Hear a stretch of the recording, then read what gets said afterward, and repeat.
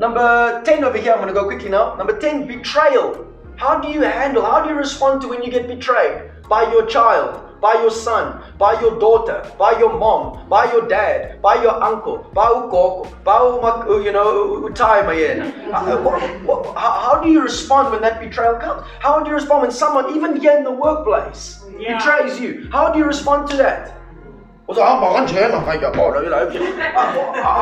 are you going to respond to that? Because it's going to happen. It's like, think about it. For some reason, people think like in life, you're not going to get tackled. That's ludicrous to think that. In soccer, guaranteed, bro, you're going to get tackled at some point. It's a contact sport. Life too is a contact sport. At some stage, you will get tackled. Yeah. But how do you respond? Do you just lay there and die? Or do you respond according to what God has spoken and said in His Word? Okay? The next point over here is a trouble that we face in life is abuse. Either physical abuse, mental abuse, emotional abuse, or bullying. I thought that bullying stopped at the school playground. It doesn't. There's bullying even in the workplaces. Yes. There's bullying in all over the place. There's bullying within government. There's bullying within media. Bullying is a part of the game. How do you respond to that? In fact, they tried to bully Jesus. These, scholars of the law, they would come to Jesus and try to catch Jesus out. And every single time, every single time, then they come again. Jesus, these guys are like, you know my way, this guy, we can't get this guy. If you go read the scriptures carefully, go and watch and see how many times they actually tried to kill Jesus before the cross. They couldn't. They couldn't kill him because his time had not yet come. It's the same with you. Don't let the media drive you with fear. When it's your time, it's your time.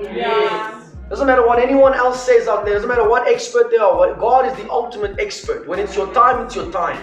They couldn't, they wanted to stone Jesus. Oh man, he's just next level. Because he knew he was in the divine will of the Father. And no one could snatch him out of the Father's hand. He laid down his life. He laid it down. The devil didn't take it. He laid it down. He said, this is how it's going to work. Why? Because he's the truth. He had knowledge of the truth. Therefore, he was walking free. Okay. Next one over here. Troubles in life. Relational conflict. Relational conflict. Maybe you've got conflict with your kids. Kids are changing. They go from being cute little to becoming teenagers. What do you do now when they don't want to talk to you no more? Do you now manipulate them and say, but I did this and this. You're supposed to do that and that for them. You're their parent. What are you talking about? Okay? This is one of the biggest things with parents. We honor them, absolutely yes. But as a parent, you can't manipulate your child and say, but I did this for you. You were supposed to. It's like, but I arrived early at work. You're supposed to.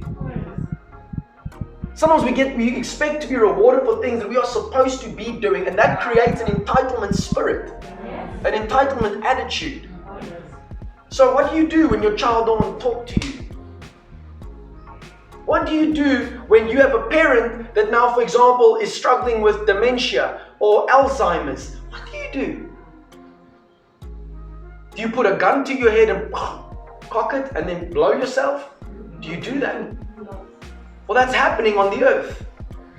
Because people feel overwhelmed by these troubles that come their way because they didn't expect them to come. You must understand that change is inherent within creation. Things will change, whether you like it or not. So the key to effectively making it through change and crisis is to get knowledge of the truth.